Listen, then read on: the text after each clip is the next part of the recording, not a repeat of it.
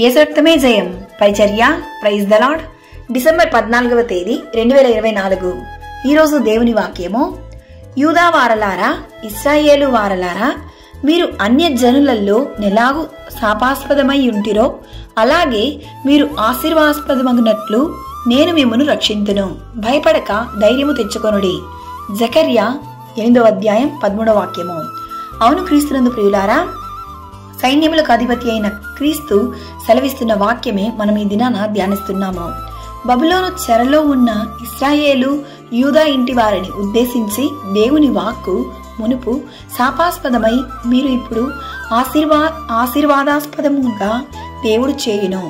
నేను వారికి దేవుడునై ఉందును, వారు నాకు ప్రజలై ఉందురు. ఈ వాక్యం వింటున్న నా ప్రియ సహోదరి సహోదరులారా, మనము దేవుని రక్షణ పొందిన తరువాత ఆశీర్వాదమునకు పాత్రులమయ్యాము.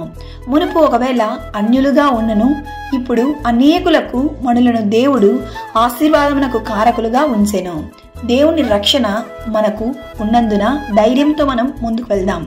దేవుని వాక్యము మనకు ధైర్యాన్ని ఇస్తుంది. కావున ఈరోజు ఈ వాక్యం వింటున్న ప్రియ సహోదరి సహోదరులారా, మీరు ఏ సందర్భంలోనూ ఎటువంటి సమస్యను ఎదుర్కొంటున్నప్పటికీ దేనిని బట్టి భయపడకండి, చింతించకండి.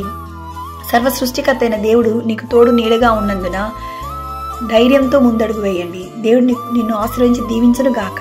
ఆమేన్. God bless you.